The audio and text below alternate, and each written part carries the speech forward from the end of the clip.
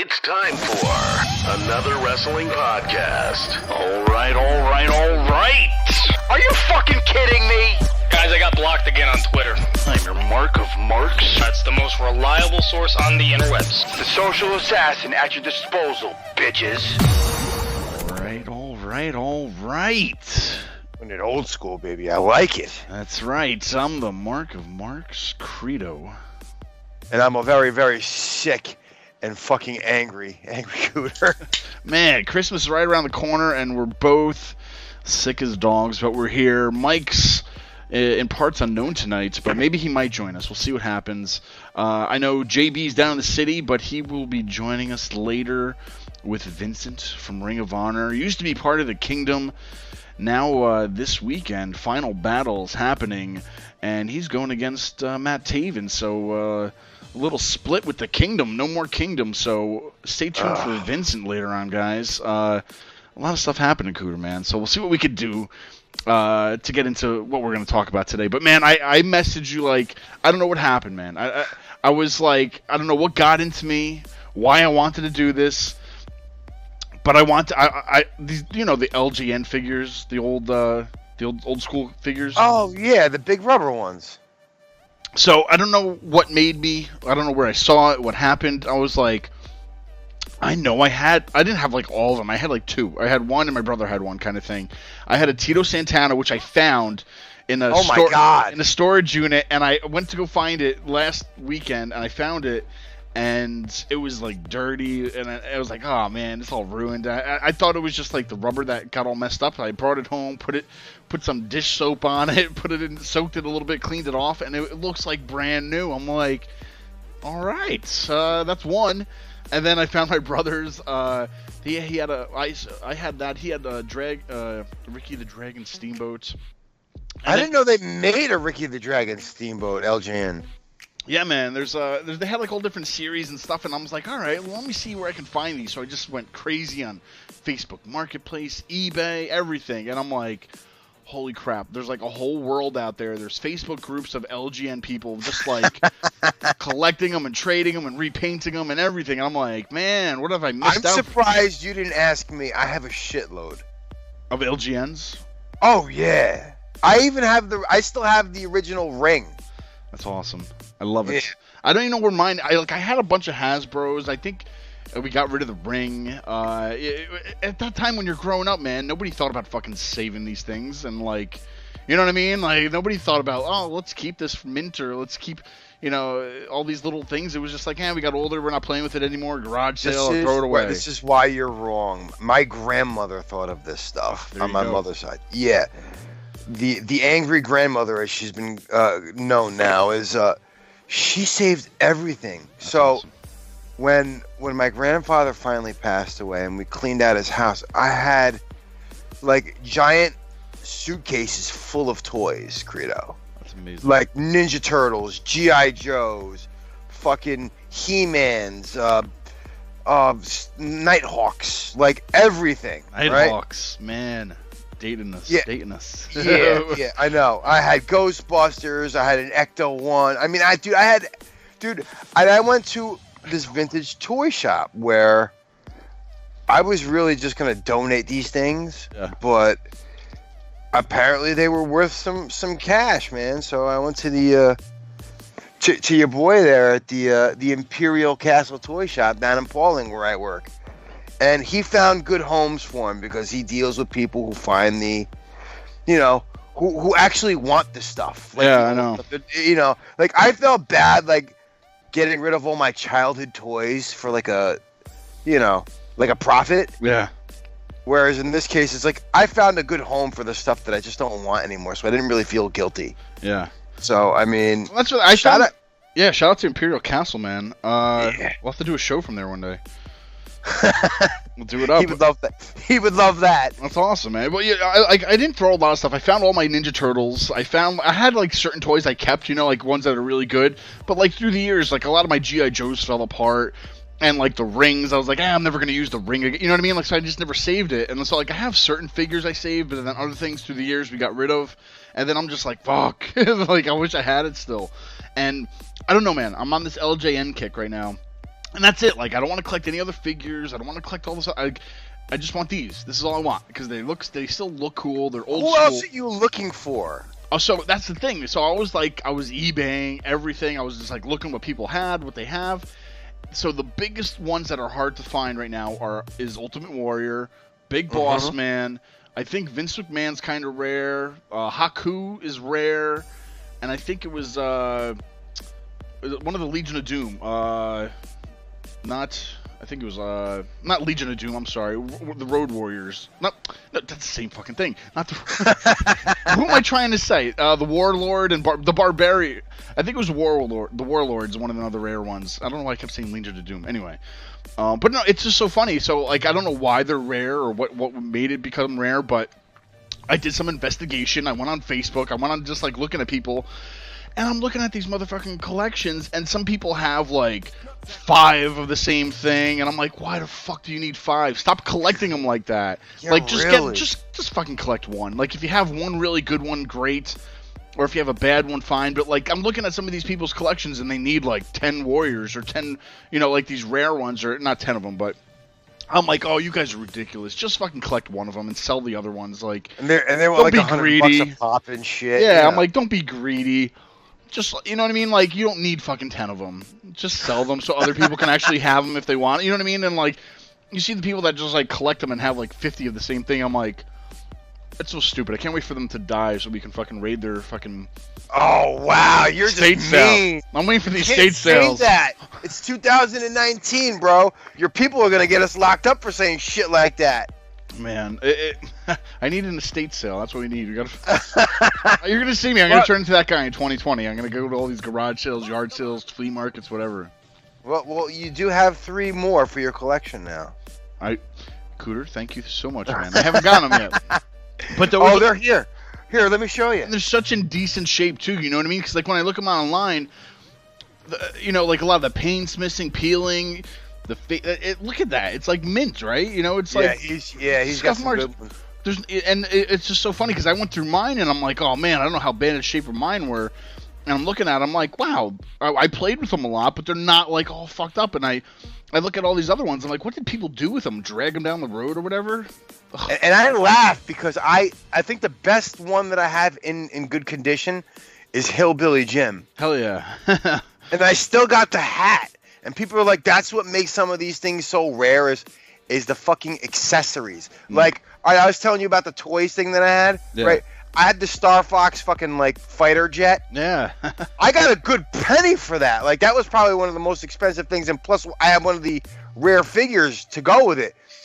But if you go on eBay, because it has, like, little shootable missiles, the little plastic missiles go for $40. It's the accessories that make these things so valuable. It's crazy. It's insane, man. Man. It's crazy because, like, what people collect and, like, what they price it at and then, like, what they hold on to. And it's insane out there. But I don't know. Anyway, I'm on this LJN kick. I'm collecting. I'm not going to, like, collect every... Like, I'm just doing it little by little. Like, right now, I just kind of, like, bought them all at once just to, like... good ones that I found, but now I'm just gonna kind of like once every, whenever I kind of find it, and it is what it is. I'm gonna find it. I like them. They're cool. Anyway, so I'm on that little kick, man. So if you're out there and you're listening, you have any LJNs, hit me up. We'll talk. I'm not paying $400 for a used fucking faded thing that you have.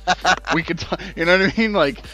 But it's just ridiculous, some of the prices out there. And it's like, I get it, it's rare. But when you have fucking marks out there having like 5 of the same figure, and it's like, stop it. All you collectors out there, just buy one, you got one. And that's it. Anyway, I could make a whole show about this, Cooter. But long story short, that's what I've been up to all week, just hunting these things down. And I'm like, usually on my train ride to work, I'll like relax, sleep. And like the past few days, I've been like a hunter. I've just been nonstop searching like Facebook Marketplace. Then I would change my radius. I would hover over Chicago, and then hover over. I would hover over all the different areas to search that area. I'm like, damn. I get it, Credo. You're searching for rubbers. Let's move on. Well, with that said, speaking of rubbers, Batista's in the Hall of Fame, going to the 2020 Hall of Fame. I don't know why that even makes any sense, but it was just my little segue for that. It does. It was a good swing and a miss. Haven't said a best of us. But what's so surprising is, like, I remember when, I don't know, it's kind of early. It's still early December when they mentioned it. Maybe they still need to sell tickets. I don't know. I know it's like in their hometown area, especially. It's in Tampa, right? Tampa WrestleMania? I think so, yeah. So I don't know if he's down there from Miami. I think he's like a Miami person, or he's in Tampa, or I think that's like his hometown area. And then you got the NWO. And what's pissing people off is X-Pac's in it. It's Hogan, Hall, Nash, and X-Pac for the NWO. Okay. Why does that? Well, why does X-Pac get to go into the Hall of Fame for the NWO? His fucking name was Six. He was the sixth guy to join. And to me, I'm like, all right, well, and then he left, and then he joined DX, so he wasn't even like a part of the NWO from the beginning to end. God, here we go. These guys just doing it for the money. The cliques got to get in like 5 times into the Hall of Fame. It's just so like Hogan, Hall, and Nash would have been fine because it was the main 3 that started it, the main 3 that crossed over the WWE with it until Michaels and all them joined. But you know, I don't know. It's just such like why is X-Pac in it? Because if you're why does everybody always get it's X-Pac heat? Here it comes. Say it, Creo. You just got X-Pac heat. You got NWO X-Pac heat. You know what though? The Wolfpack going in together as the NWO is cool to me. I think he deserves it. I mean, he had some great moments there down in WCW before he left. But, I mean, he was a big part of it. I mean, you had the Outsiders. You had, Six down there as part of the Wolfpack. And fucking Hogan was your boss. I mean, I get it. It was just...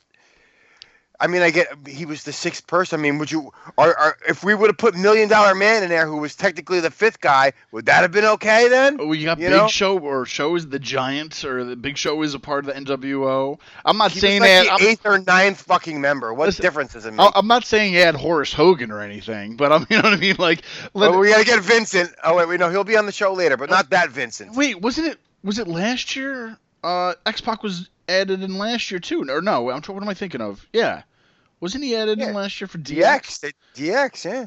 Fucking 2 years in a row, and meanwhile we're still waiting on fucking guys like Owen Hart, Bulldog, all these dead guys to get in, and this dude's getting in 2 years in a row. I don't hate X-Pac. I'm just Credo. You just think NWO rolling in the mausoleum in through the Hall of Fame. Like, cool story, bro. I know. When I think NWO, I don't think X-Pac right away. Like, I think the main 3 that started it. That was one of the most popular T-shirts. Was the NWO with the 6 ball on the back. That was a huge seller in merch for them. Huge. Well, a lot of fans too were saying, why not Eric Bischoff? Why not, if it wasn't X-Pac, why not Eric Bischoff? Because I mean, he was a part of the whole thing too, and like I think that's still a sore subject. I know, especially Leo so soon.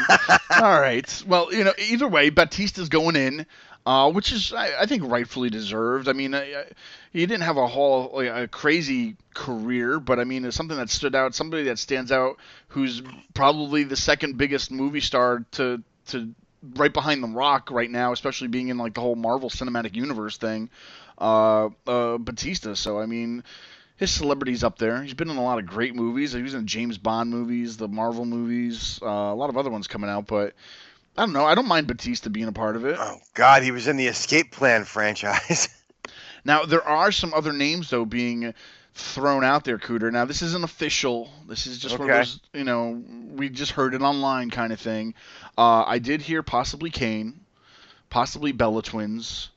I think... What else did I read? Was I reading something about Big Show, too, maybe? I don't know. But I know we mentioned that before. It could have been part of the NWO, but those are just some of the names I heard floating out there. Who knows if it's going to be true or what.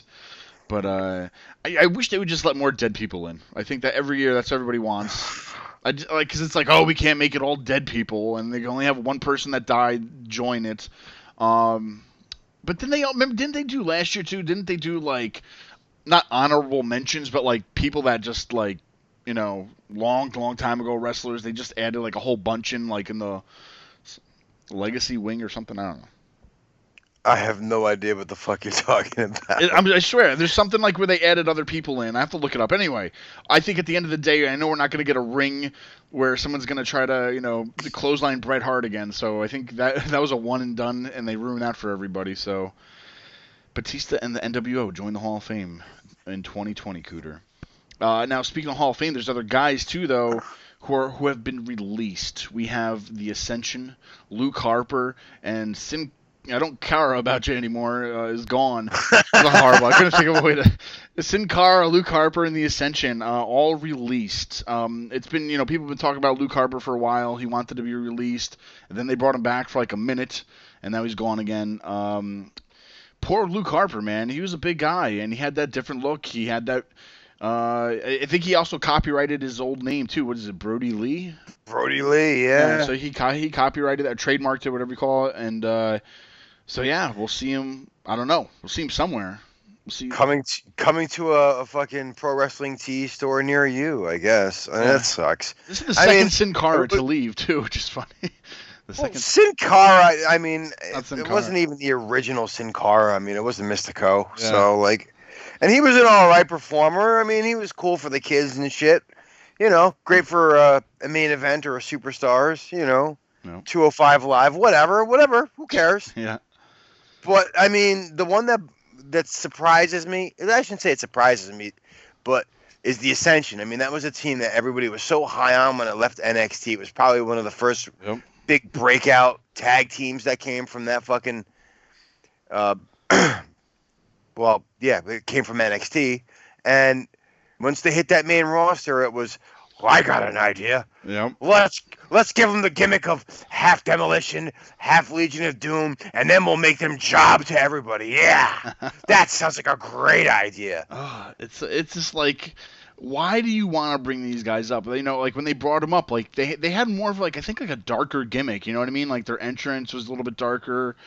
Reminded me of like the Underworld, those movies. It reminded me like a vampire-esque kind of thing, and it was just dark. And then you put them in the spotlight on the main roster, and like one dude's hairline's receding so far, the other guy I just didn't know what to do with him. And it's like, why'd you bring him up then if you didn't know what to do with him? Why do you think that is? What? I mean, I think back in the day, while NXT was still really considered developmental, before it was a third brand, sometimes I felt like, even though Vince didn't have a plan for certain guys, it's like, I want them. Yeah. Because I don't want NXT to be bigger than my brand.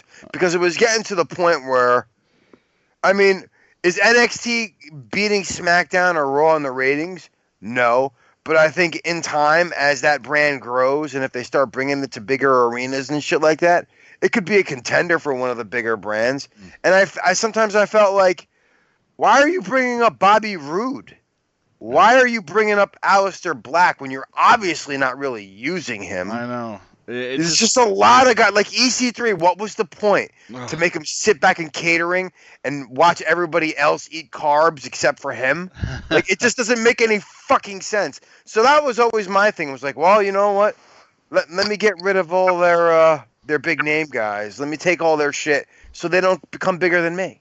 Yeah, it's weird. And that's the thing. It's like poor the Ascension, because when they did bring them up, it's like, okay, how do we use them good? And it's just nothing ever worked out for them at all. I can't remember a time where I was like, wow, these guys made it, did something great or whatever, and it was just always just jobbers or whatnot.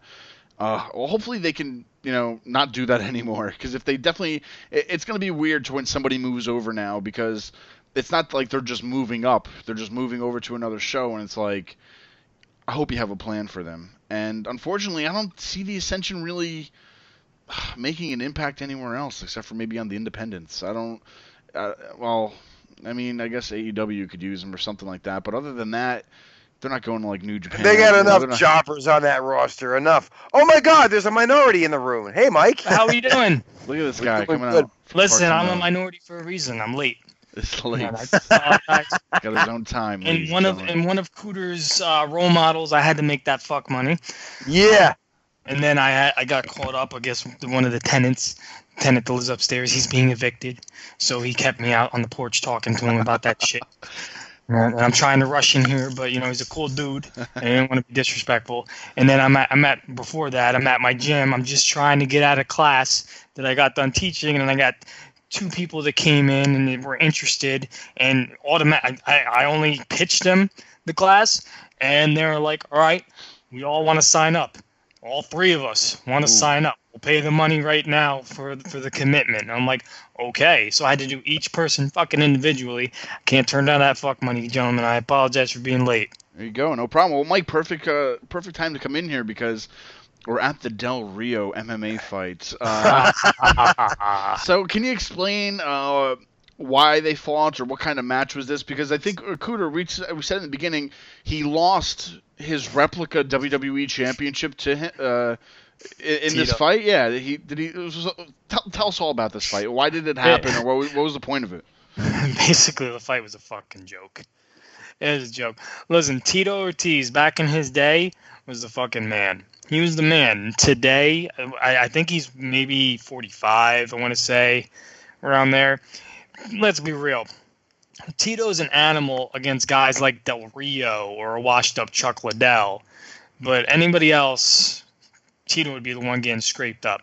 This fight was basically to put money in Tito's pockets, but to also give Del Rio's promotion some notoriety. I forgot the name of his promotion, but that promotion that Del Rio main evented, that's his promotion. So he had the owner go in there, get his ass kicked. I don't know if you guys watched the fight. It was a joke. I don't even think Del Rio got any shots in. He tried to do a throw, which he got reversed, and after that, it was he just got pummeled on the ground and choked out.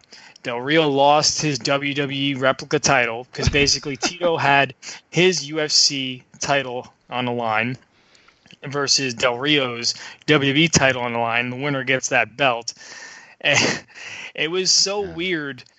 First of all, Tito Ortiz came out to Real American, which I thought was hilarious. Because I believe that what fight. What the fuck? Yeah, he came out to Real American, and I'm if I'm not mistaken, I might be wrong. I have to look at this, but I think that fight happened in Mexico.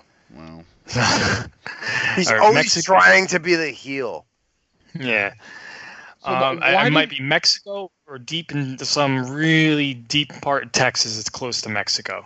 So why did this happen? Because I mean, even when CM Punk announced that he was gonna fight, he was training for a year. I know it's not a lot of training, but I felt like Del Rio just all of a sudden said, I'm having a fight, and I'm like, well, wait a minute, have you trained for this, or what do you? I know he fought before WWE and he lost horribly to that too. Didn't he have a mask on or something? He got knocked out. Yeah. And I still remember the kick. Yeah. Oh, good God, Mirko Krokop is my hero. Yeah. I will say this though. Man. I did not have any confidence in Del Rio. They did so. MMAfighting.com did this video piece on him training. They interviewed him, and first of all, the training, he did not look good at all.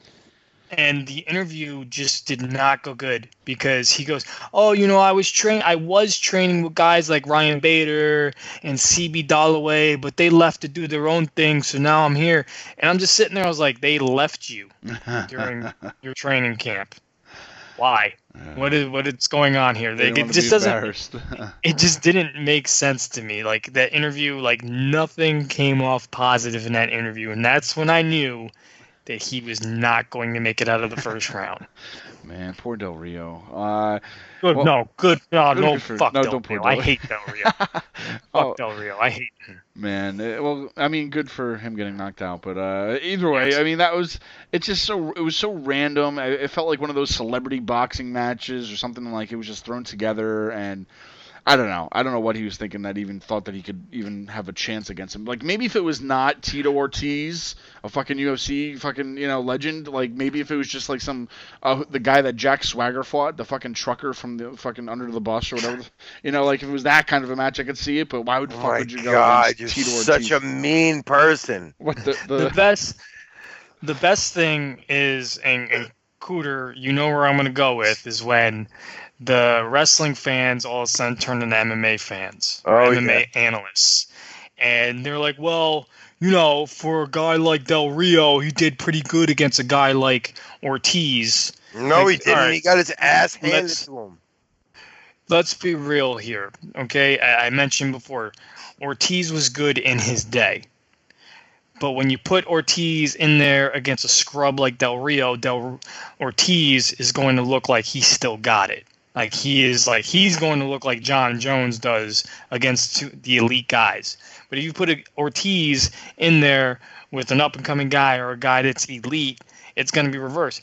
A lot of people don't understand that. Don't you? You don't think he could beat a top 10 guy? Ortiz, not at this stage in his life. Not a top 10 guy at 205. Well, I would say 205. Not a top 10 guy at 205. Really? How old is Tito? And you want to know something? Is he older? He's 45. Jeez. 45. And I hate saying that too, because Tito Ortiz was one of my favorite fighters. He's one of the reasons why I got into MMA. One of the first guys I watched fight. And I hate saying this about him, but I got to keep it real, man. He's old. He's in incredible shape for his age, but let's be real here. His last couple wins, he's fought washed up guys, okay? He beat Del Rio, then he beat Lydell. Before that, he beat Chael Sonnen. He's losing. Chael Sonnen is washed up now too. He's losing to everybody, and I don't even think Chael Sonnen even trains for his fights anymore. All Chael Sonnen wants to do is just go in there and make a payday and fucking cut a heel promo and leave. That's basically all he does now. And I don't even think. And I think before Chael, I don't think there is anybody else really. I want to be honest with you. I'd have to look that up. Yeah. Well, either way, congrats to Tito Ortiz on winning the spinner replica belt. There's been two guys that have been suspended this week too, and believe it or not, it's rude. It was a glorious suspension, and Epico, believe it or not, he's still with the WWE. I didn't even know he could still get suspended because I think he's been working shows in Puerto Rico for his father or something, and like he was still part of WWE, and it's just so random. Like you never even see him or the clones being used anywhere, and just to hear that he's been suspended, I was like, oh, I didn't even know he was still working there. Yeah, really. It's like cool story, bro. All right, who else? So Bobby Roode suspended. So I don't know. I don't know what it was. I don't think they said what it was yet, but I guarantee you, with Roode, it was some kind of. If I had to be a gambling man, I wouldn't say drugs. I would say performance-enhancing drugs. Yeah, because he's old too. I mean, he's like 40-something too, right? So he's on borrowed time right now for WWE at least. But I mean, I wouldn't say full-fledged steroids, but I'd definitely say some type of SARMs that are on the banned substance list. Yeah. Dick pills. No, I had some tainted blue Jew. He's got the John Jones alibi right now. Or no, I'm sorry, Anderson Silva alibi. Yeah, Anderson Silva had the tainted the tainted Viagra apparently. Remember that? Oh, that's right. Oh yes. Man, it's just I feel like we haven't heard about this in a while. Like somebody being suspended. So 30 days. I mean, nice little vacation around the holidays for them. So I guess not like he's ain't doing anything special right now. I know, and that's what's good too. Is like he's mid card, nothing right now. So and poor Epico. Epico got more spotlight being suspended than he's had being put in the ring on anything. So either way, but guys, TLC's this weekend, but more importantly, Ring of Honor Final Battles happening this week. Next week, we have on Maria Manic, who's going to be a part of Final Battle this week. Oh, yeah. Going against Angelina Love. So really quick, let's hear from Maria Manic on Final Battle. You make your Women of Honor debut. You are fighting the one and only Angelina Love. Can you kind of talk to us about what this match means for you and what your thoughts are against your opponent? So I've known Angelina since I think since I got into the business. I met her when I was maybe 18. Very nice, very helpful. She's at the end of the day, no matter what you have to say about her or her wrestling, she's been around the block. She knows what she's doing. She was one of the first women to kind of actually get in there and start fighting at a time when the girls weren't really doing much in the ring. I have a lot of respect for her. And I remember saying, I usually wrestle guys, And maybe I said it to Bubba Dudley. I said, if there's a girl I'm gonna wrestle, it's gonna be Angelina because she's a tough little chick. She's real small, so I'm a little nervous. I get nervous wrestling with real small girls. I feel like I'm gonna kill him on accident. But like I said, if I could pick one, it would be her. I think we're gonna put together a nice fucking match. And it's kind of one of those things like, the longer you make me wait, the better it's gonna be, because I have all this built up anger, because it's like I fucking sat there, and I'm not just in Ring of Honor, it is what it is, but like they kept me sitting there on the bench for 6 months, crazy. So it's like I got a lot to let out now at this point, a lot to prove. I haven't gotten my time to shine yet. I've gotten to go out and fuck up security and fuck up this and that, but I haven't gotten a match. I haven't gotten to wrestle, and I feel like I'm being doubted by the fans. I think they think the company's trying to hide something. Like I can't wrestle, so they're keeping me back and not having me do a match, which just isn't true. I can keep up with I can keep up with anyone. I can keep up with the fucking dudes and have a fucking, I work with anyone's pace. So give me that opportunity, and I'll, prove you guys wrong. So I'm glad it's finally here. But it didn't register in my brain that it's in like 4 days, so that makes me a little nervous. Thank you. Sorry about that. Waking me up on this Monday night. It's important not to look past Angelina Love. Obviously, it's going to be an amazing match and a hard-fought battle. I will say she's probably in a lot better cardio shape than me. I will give her that. So I'd say her best bet, realistically, is to outrun me. Just fucking run. Get away from... Because once I get her, she's done. You know what I mean? Keep fucking running around the ring. Blow me up. Then maybe she can get... That's her best bet, if she knows it.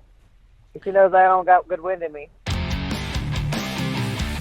All right, well, stay tuned, guys. Next week, Maria is going to be joining us, or joining Jonathan, JB, for a little bit of an interview with what she's been doing, because she's kind of transformed over the past few years.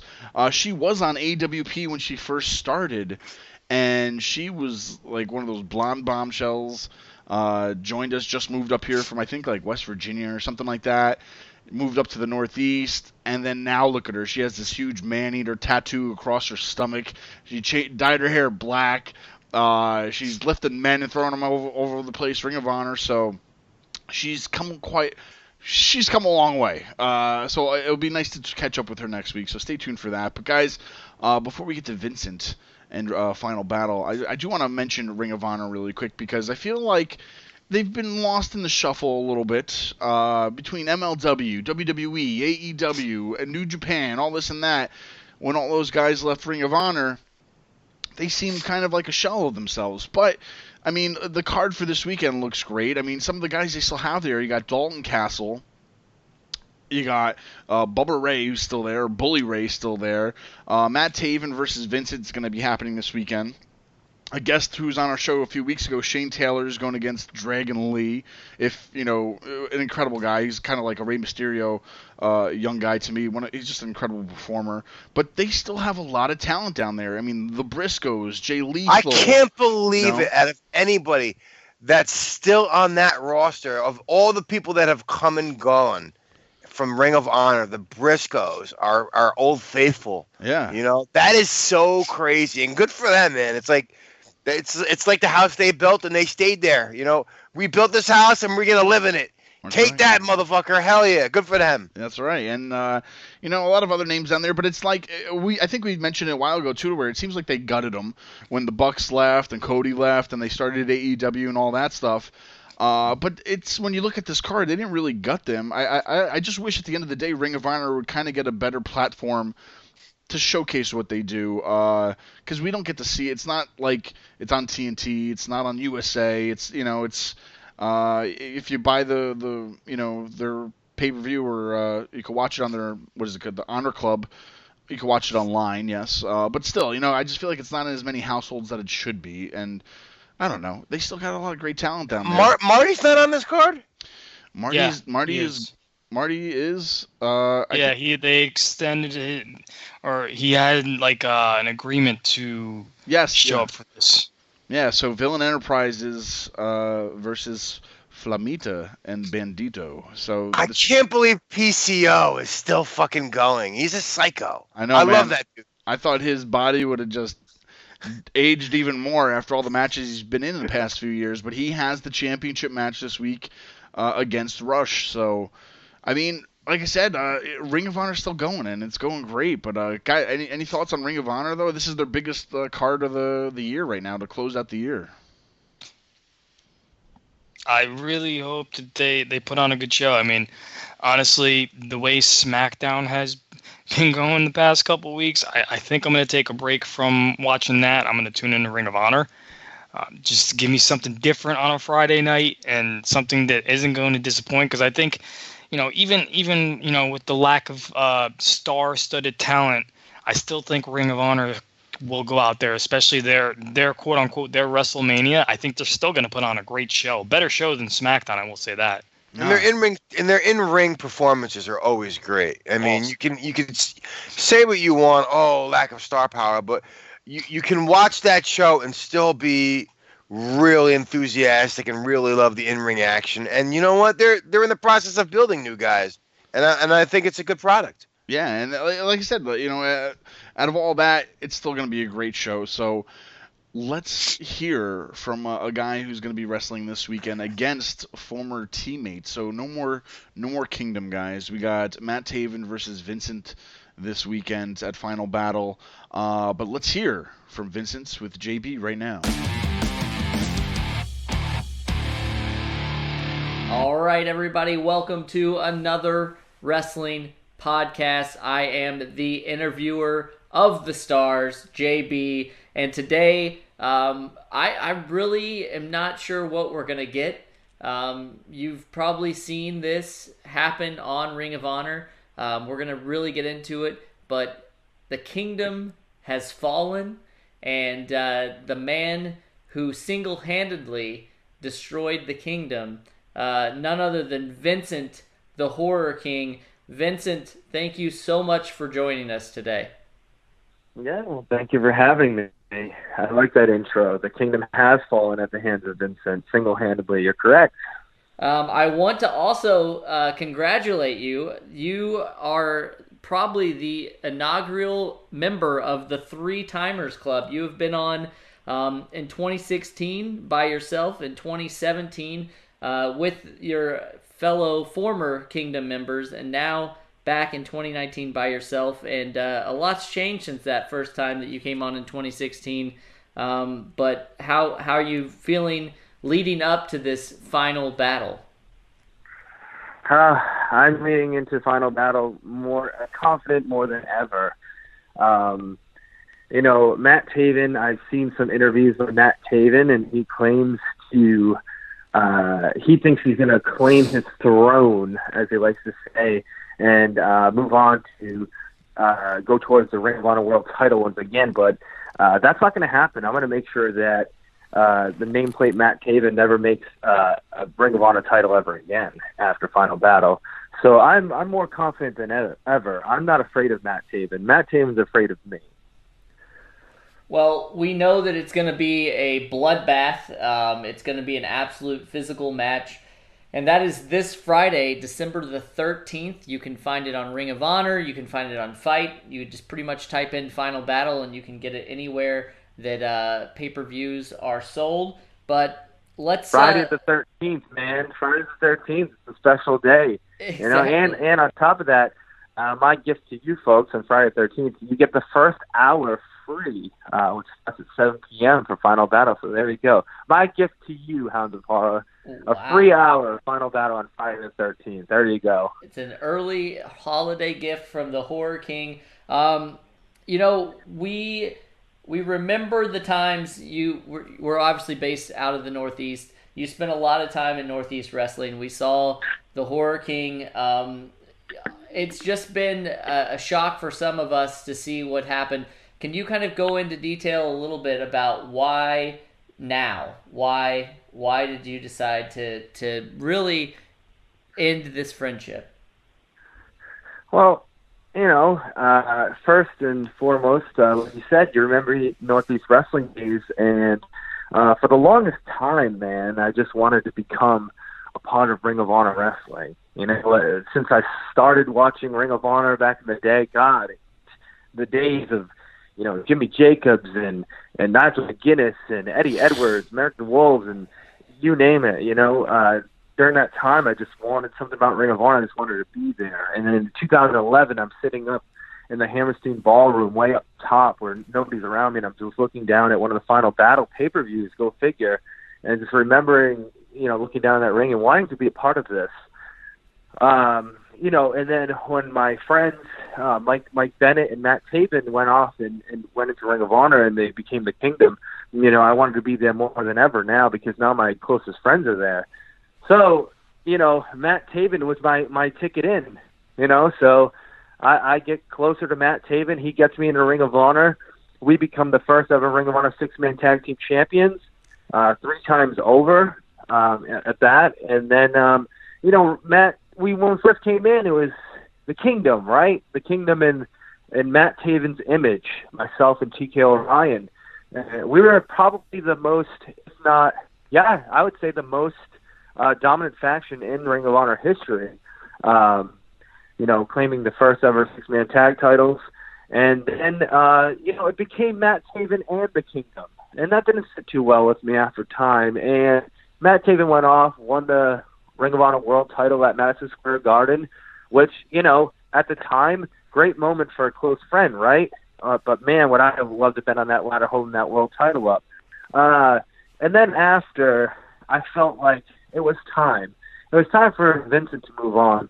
And I picked the time that I picked because I feel that Matt Taven, with all his credentials in Ring of Honor Television Champion, Ring of Honor Tag Team Champion, six-man Tag Team Champion, Ring of Honor World Champion, well, he's at the most he's the most powerful guy in Ring of Honor, I'd say. So what better time to make the move that I made than now to claim me to be the most powerful man in Ring of Honor.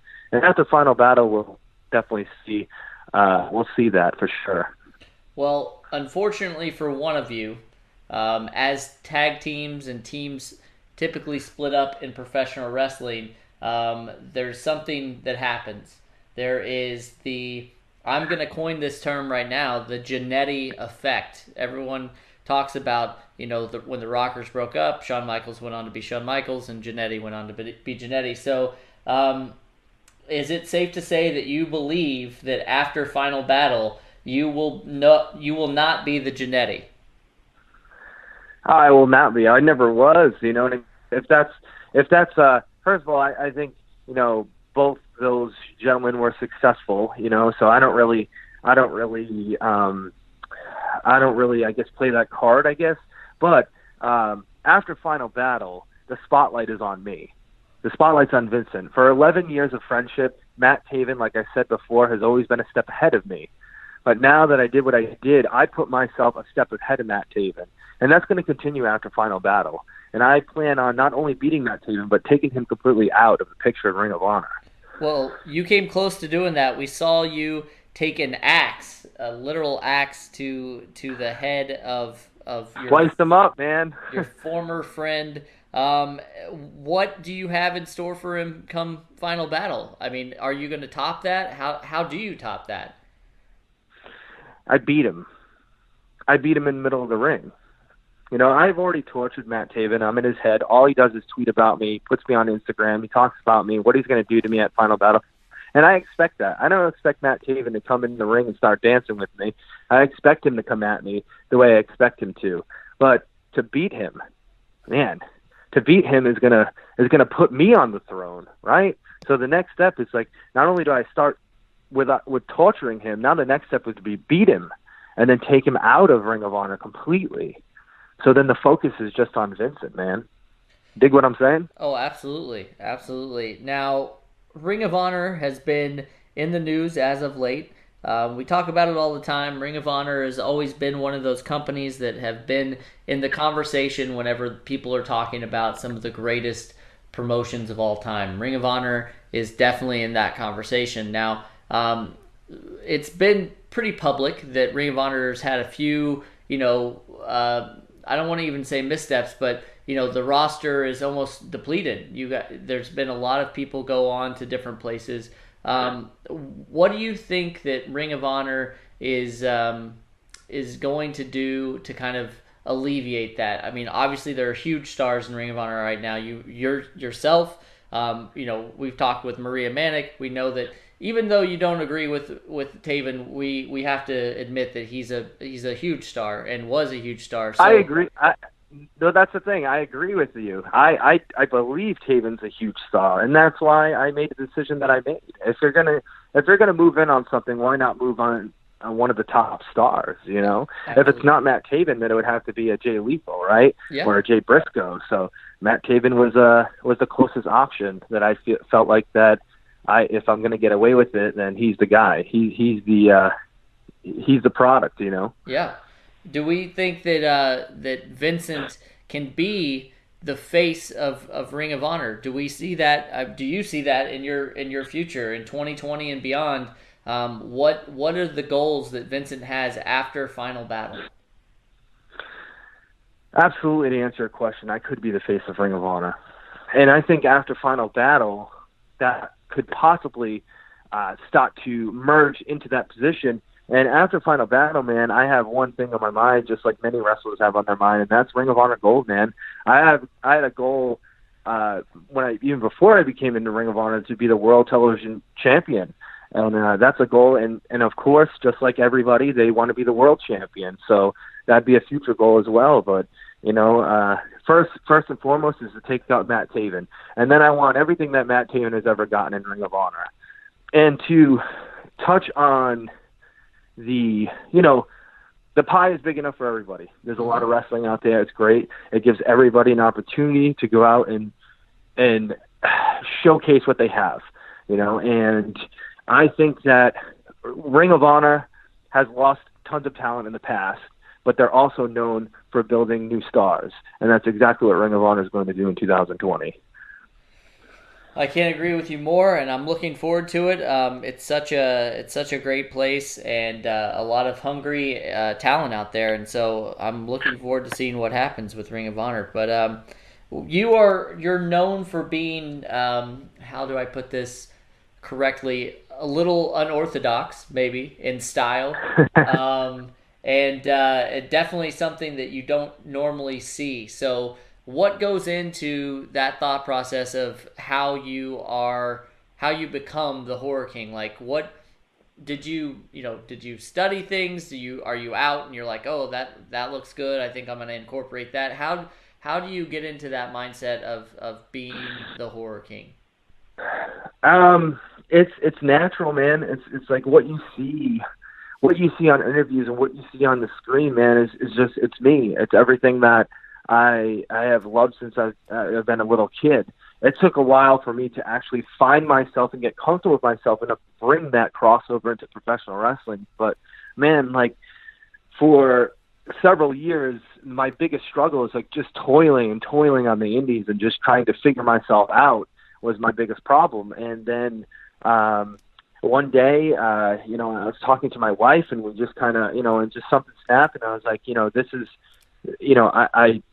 I need to incorporate this somehow. And that's like, you talk back to the Northeast Wrestling days, and that's where it started. And then it kind of evolved over time into what it's become today.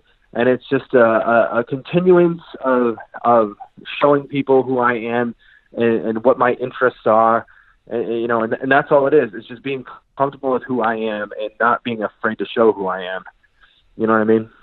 Absolutely. Now, even though it is the holiday season, being a true horror movie aficionado, you will know that there are plenty of Christmas horror movies out there. And, Gremlins is probably my favorite, to be completely honest. But I wanted to get your take on Christmas horror movies and how they rank up there with other horror movies in the genre. Oh, that's a good one, man. That's a good one. That is a good one. I think Krampus is really good. I do like Gremlins as well. So that's one of the top ones for me as well, as far as a Christmas movie is concerned, that has kind of a horror genre feel. There's not too many out there. There's a lot of like really, really bad ones. Oh, absolutely. That you can kind of put on and enjoy and get a good chuckle out of. Some of them are so bad that they're good. One of those deals. But I think I'm with you on the Gremlins, and I did think Krampus was pretty well done as well. What are your thoughts on another fellow professional wrestler being in a Christmas horror movie? What would you rate Bill Goldberg's performance in Santa's Sleigh? Have you seen that? I have not seen it. No, I haven't seen it. Have you seen it? Yes. Do yourself a favor. It's you talked about so bad it's good. It's one of those. It will definitely not disappoint for sure. So worth checking out. I'll have to check it out then. Yeah, I would tell you to, just for Taven's sake, to maybe wait until after Final Battle so you don't get any more. Get any ideas? Yeah, absolutely. Now you're pushing the issue. I might have to watch it on the flight over to Baltimore. Well, we know that again we've talked to you in the past, and we kind of know that you're a fan of horror movies and that sort of lifestyle, that genre. So what else makes Vincent tick? What else other than that?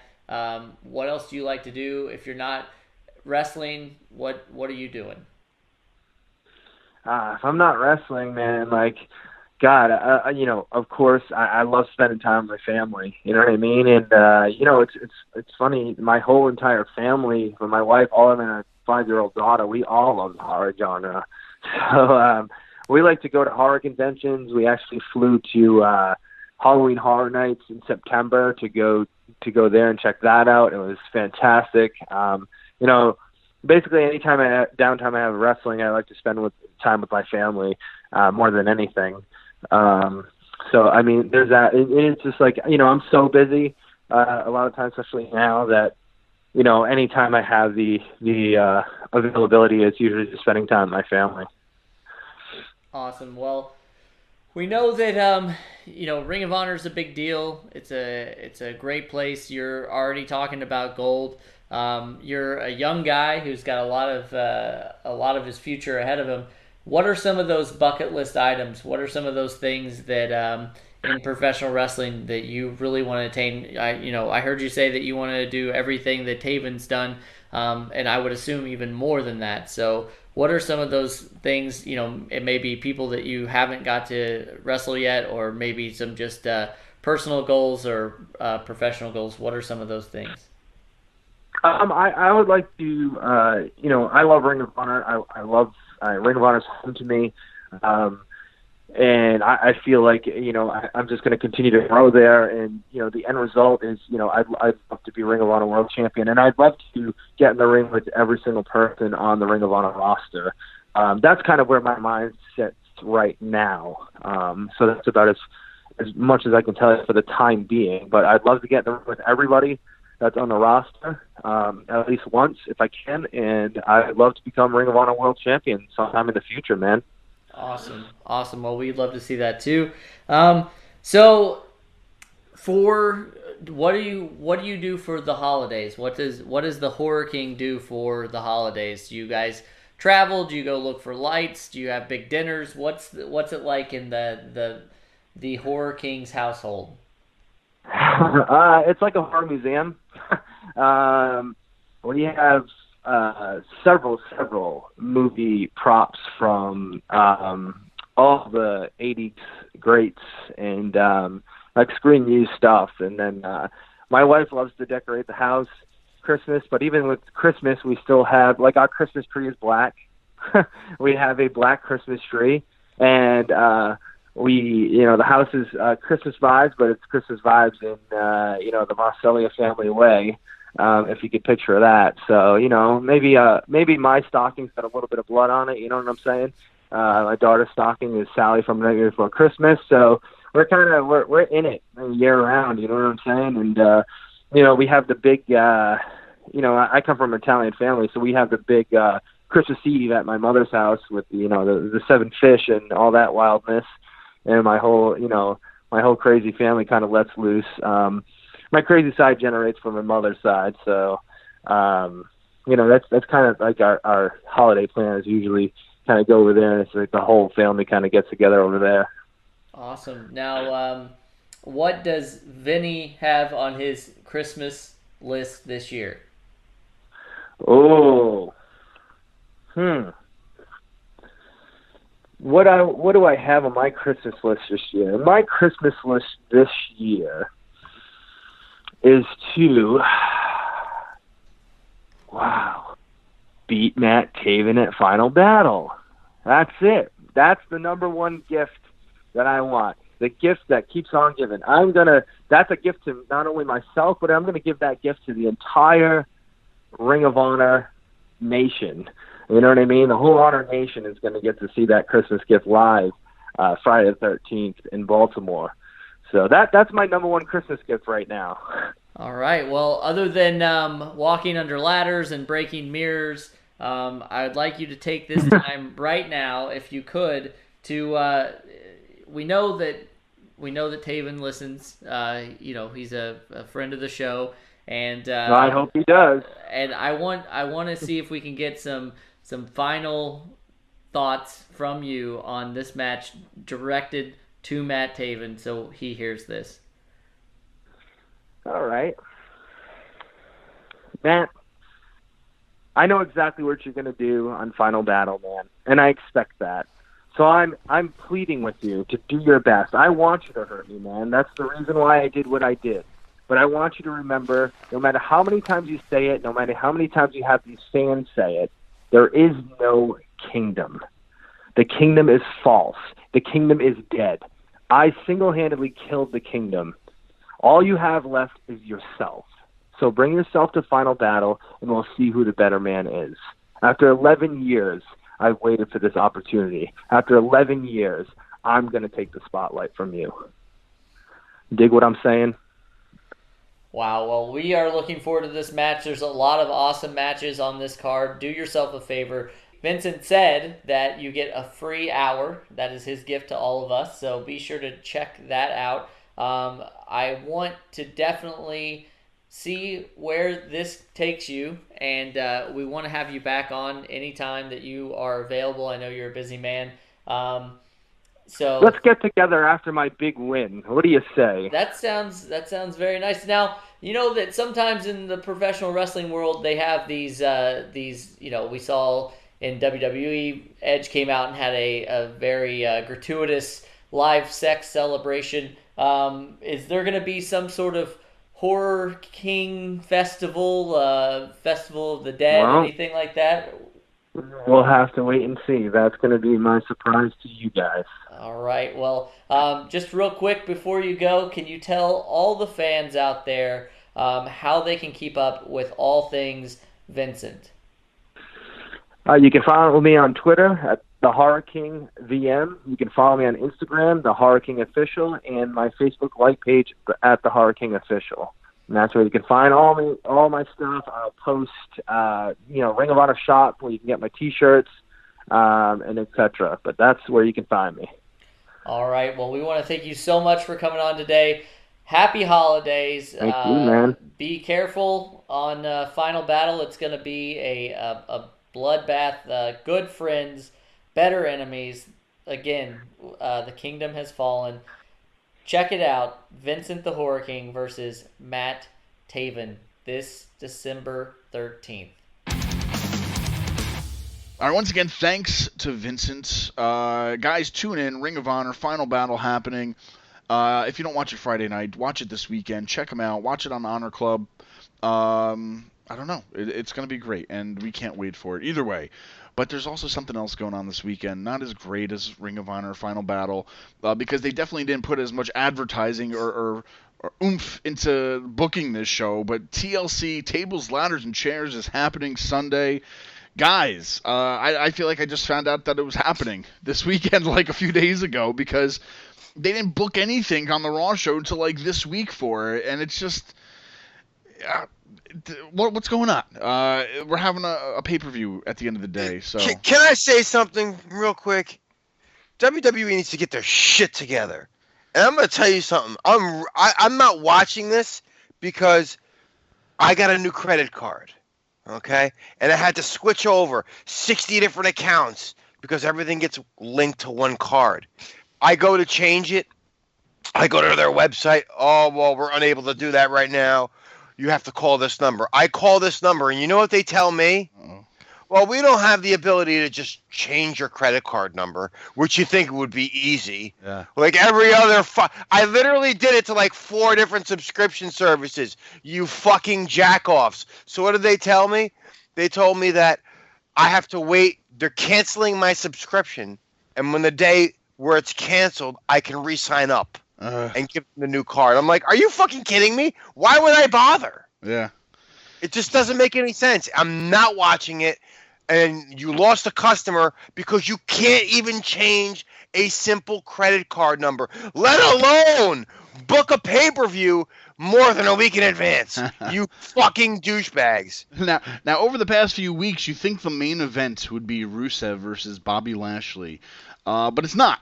And what's funny about it is that we have Rusev versus Bobby Lashley in a tables match happening. So hopefully, this fucking skit, this whole fucking storyline, this whole fucking thing will just stop. I love seeing Lana and Rusev back in the main stories, but fucking change this damn sex and sex here and sex there. It's just fucking ridiculous. But that's happening. But let's start at the main event because it's a non-title match. Bray Wyatt versus The Miz. Why would you... I don't know. I feel like I haven't seen a non-title match on a pay-per-view in forever, and am I wrong? Like, I feel like every pay-per-view match is a title match. Or did they say it was a non-title match? I just read it before. I copied and pasted the matches, and I'm pretty sure they said it's a non-title match. I could be wrong. Maybe they'll change it night of, but as of right now, I'm getting non-title match. That's fucking weird. I don't know. They threw this match together last minute too, because I think Braun hurt himself too. I don't know what he was going to be a part of, but there was like no build-up except for that Bray had a picture of The Miz and his wife and his kid, and that was it. And then boom, now we have a match, and it's not even for the title. Maybe because Miz hasn't really done anything to work up for the title. I don't know, but I think that's your main event in red light.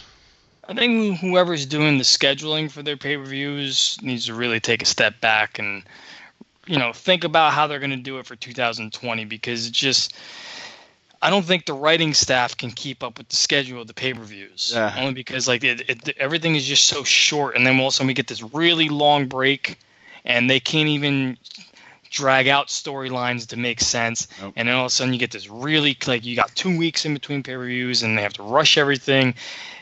It's just a fucking mess over there sometimes. It really is. I don't understand for the life of me why we're not... All right, if we're having a program for like 3 weeks and the fucking pay-per-view is next week and you don't want to have that match on there and rush it, why not wait till the next one? Put somebody else on the fucking card.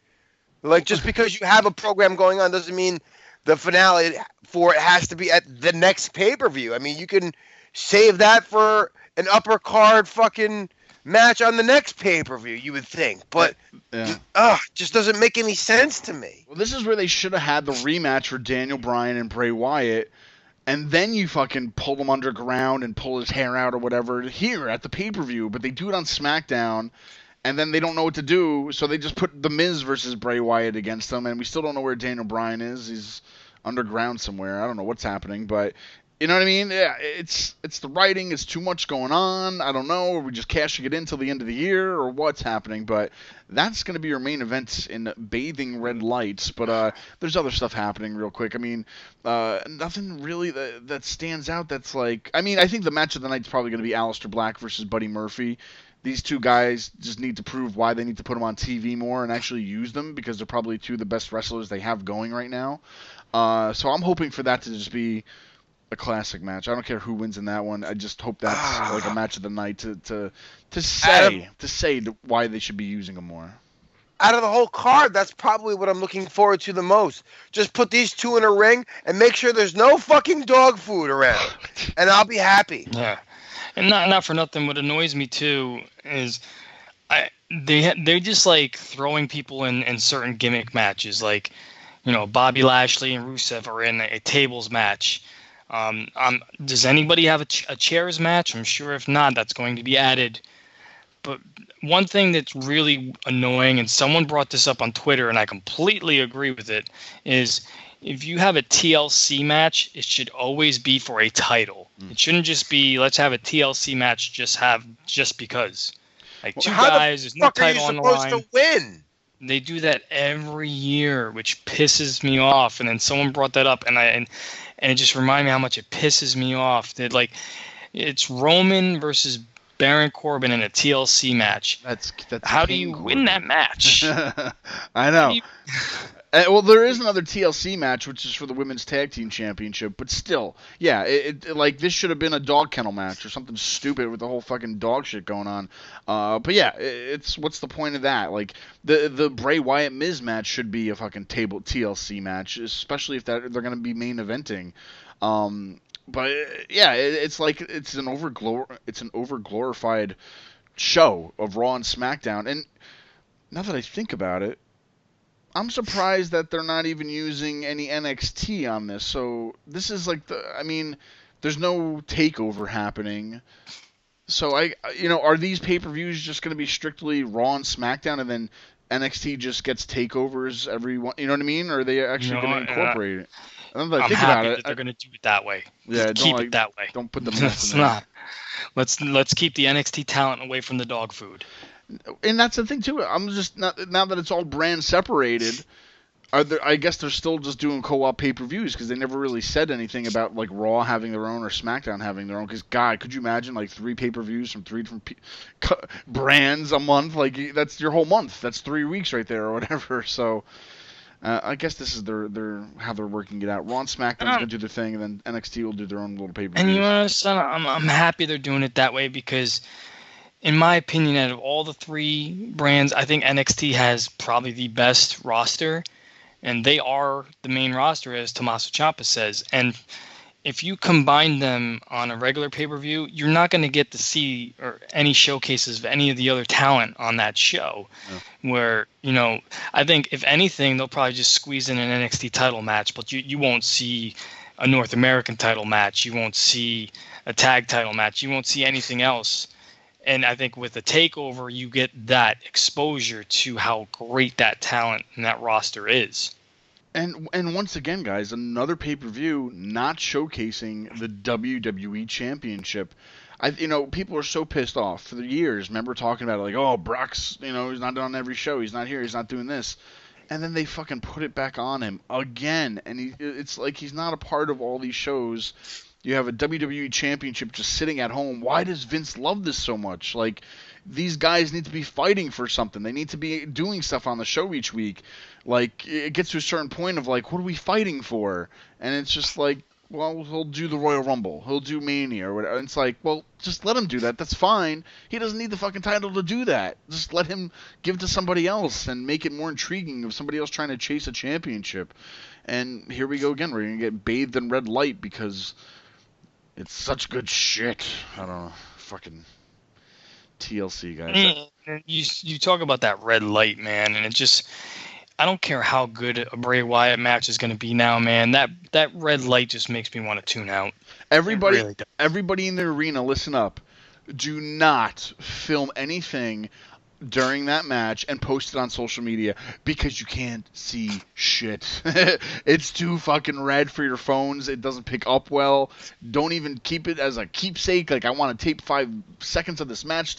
It sucks. Every video you look online of people taping these matches, the red light matches, it's like, what the hell am I watching? You can't see shit. So stop doing that. Just a little public service announcement for that one. But I don't know, guys. TLC's on. Final Battle's on this weekend. I'm going to tune in Final Battle.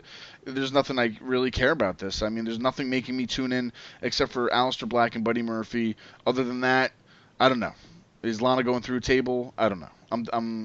I'm done, guys. I'm cashing it in. I want to get to Christmas. I'm done. I'm done with it. I'm done with 2019. I think pretty much so far. This fucking card is garbage.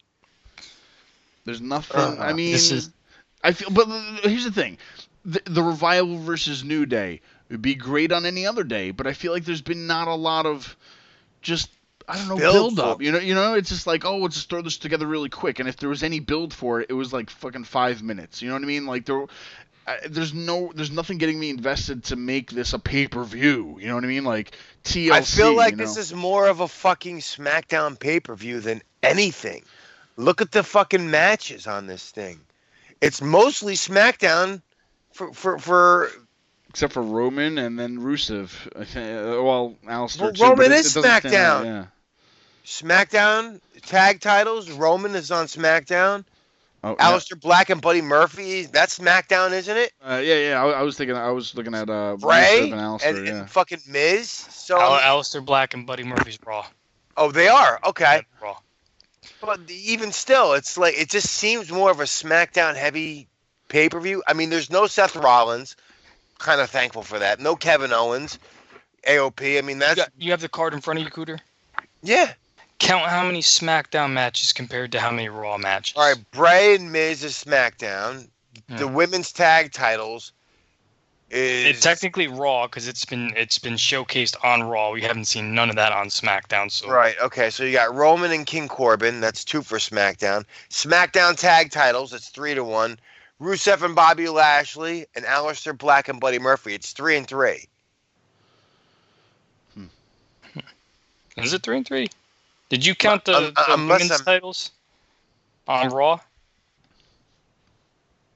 I don't have that on what fucking Credo Women game tag here. titles. Yeah. Okay. I didn't know if you considered that Raw. I consider that Raw because that has only been showcased on Raw. That's what I'm Yeah. saying. Yeah. Yeah. So I mean, really, the only Raw singles matches is Murphy and Black, and Rusev and Bobby. Everything else is Bray and Roman, and then the SmackDown Tag Champs. Well. It's crazy to me. And no AJ Styles or Rey Mysterio on this card. I'm sure they're gonna announce it Saturday night. AJ versus Randy Orton. They need a new formula. That's what you know what I mean. It doesn't work what they're doing right now, and they need something to build it up for more than like a week. You know, you can't just have this match. Oh, they butted heads on Monday, so now they're gonna have a match on Sunday. Like, I want some more storytelling in this thing. You know what I mean? Like, spread it out a little bit, or I don't know. You know what I love? I don't have this problem with NXT. Yeah. I don't. No, not at all. I look forward to the fact, hey, am I getting 2 title matches next week? Yeah, but they've been building these for fucking 6 weeks practically. Yeah. It's been fantastic. And they've been building it at the same time that they're being involved with a huge pay-per-view involving 2 other brands. Yeah. So I mean, think about that. It's not just the fact that they've been able to have their own show, but they've also used themselves as part of another super show with 2 other brands. It's mind-boggling how the fucking developmental brand can get shit done and make it so much better than the fucking alleged main rosters. It's fucked up. They're terrible at building stuff, and you know what I love? I love New Japan's format and their formula, how they do stuff, man. Oh God, no! Don't do this build. again. Don't do this again. No, they build stuff. They make you interested when that show happens. Like, they literally give you something to look forward to. They give you a month. This is happening in this card. This is the story for it. They build stuff where they're probably going to announce. I misunderstood where you were going with it. All right. Yeah, like the whole Miz match. They're gonna announce They're gonna announce AJ versus Randy probably Sunday morning.